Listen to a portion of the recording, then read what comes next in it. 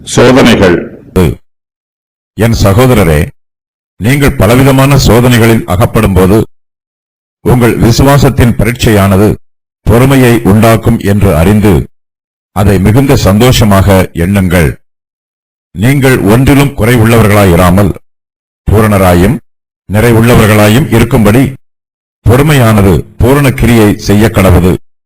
என் சகோதரரே, நீங்கள் பலவிதமான சோதனைகளில் அகப்படும் போது உங்கள் விசுவாசத்தின் பரீட்சையானது பொறுமையை உண்டாக்கும் என்று அறிந்து அதை மிகுந்த சந்தோஷமாக எண்ணுங்கள். நீங்கள் ஒன்றிலும் குறைவுள்ளவர்களாய் இராமல் பூரணராயும் நிறைவுள்ளவர்களாயும் இருக்கும்படி பொறுமையானது பூரண கிரியை செய்ய கடவது.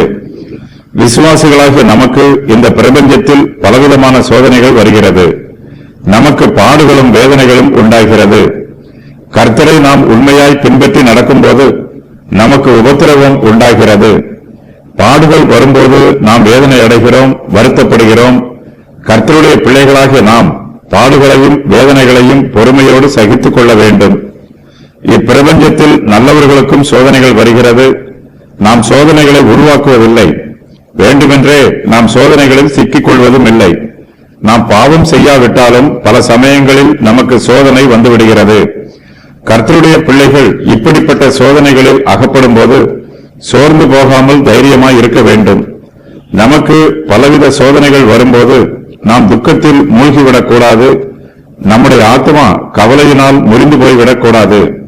சோதனை வரும்போது நாம் அமைதியாக இருக்க வேண்டும் என்று உலக பிரகாரமான தத்துவ ஞானிகள் சொல்லுகிறார்கள். ஆனால் இந்த நிருபத்தின் ஆசிரியரான யாக்கோபோ நாம் பலவிதமான சோதனைகளில் அகப்படும் போது சந்தோஷப்பட வேண்டும் என்று சொல்லுகிறார். நாம் அனுபவிக்கிற சோதனைகள் நம்முடைய விசுவாசத்தை பரீட்சை செய்து பார்க்கும். விசுவாசத்தின் பரீட்சையானது நமக்குள் பொறுமையை உண்டாக்கும். நம்முடைய ஆவிக்குரிய ஜீவியத்தில் பொறுமை வேண்டும். பொறுமை இல்லாமல் கர்த்தர் நமக்கு நியமித்து வைத்திருக்கிற ஓட்டத்தில் ஓட முடியாது. நாம் எல்லா சூழ்நிலைகளிலும் கர்த்தரையே நோக்கி பார்க்க வேண்டும். அவரையே சார்ந்து ஜீவிக்க வேண்டும். நாம் சந்தோஷமாக இருந்தாலும் வருத்தத்தில் இருந்தாலும் இயேசு கிறிஸ்துவே நம்முடைய கர்த்தராக இருக்கிறார். நாம் சோதிக்கப்படும் போது கர்த்தரை பற்றும் விசுவாசத்தில் இருந்து விலகி போய்விடக்கூடாது. நம்முடைய விசுவாசம் பரீட்சை பண்ணப்படும் போது அதனால் நமக்குள் பொறுமை உண்டாகும்.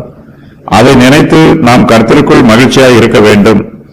எந்த சூழ்நிலையிலும் கர்த்தரை விட்டு விலகி போய்விடக்கூடாது.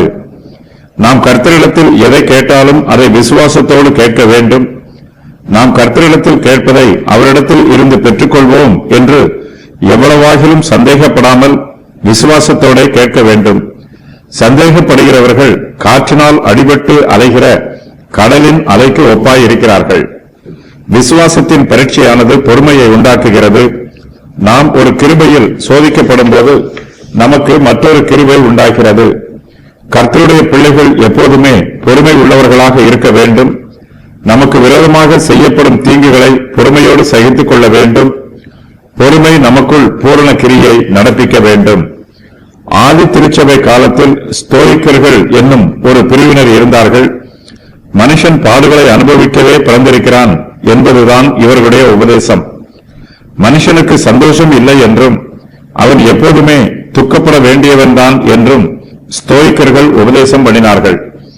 நம்முடைய பாடுகளில் இருந்தும் வேதனைகளில் இருந்தும் கண்ணீர்களில் இருந்தும் நாம் விடுதலை பெறுவதற்கு வாய்ப்பே இல்லை என்று இவர்கள் சொன்னார்கள். கிறிஸ்துவின் உபதேசமோ ஸ்தோயிக்கர்களின் உபதேசத்திற்கு முற்றிலும் மாறுபட்டது. நமக்கு சோதனைகள் உண்டு, ஆனால் நாம் சோதனையில் வருத்தப்பட வேண்டியதில்லை, சந்தோஷப்பட வேண்டும். சோதனைகளை பொறுமையோடு சகித்துக் கொள்ள வேண்டும்.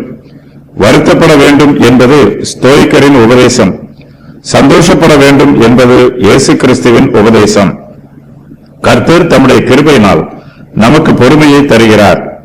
நாம் பாடுகளையும் வேதனைகளையும் அனுபவிக்கும் போது கர்த்தர் நமக்கு கொடுத்திருக்கிற பொறுமையை பயன்படுத்த வேண்டும்.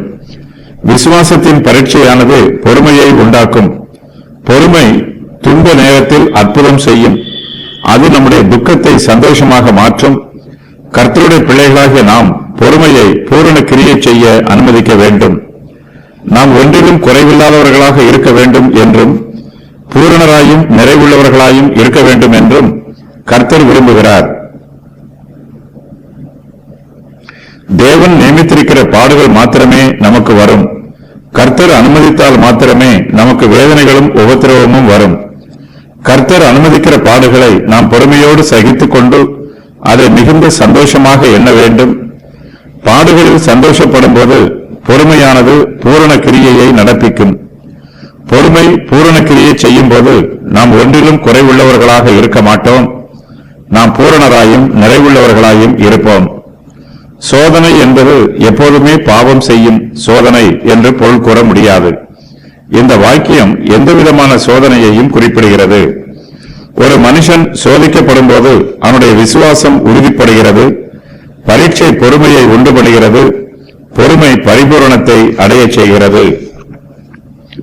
யாக்கோபு கூறியிருக்கும் பூரணமான காரியங்கள்: பொறுமையின் பரிபூரண கிரியை, குறைவில்லாத ஞானம், பூரண வரங்கள், பூரண பிரமாணம், கிரியையினால் உண்டாகும் பூரண விசுவாசம், சொல் தவறாமல் இருக்கும் பூரண புருஷன், பூரண பொறுமையின் ஆசீர்வாதங்கள், பூரணர்,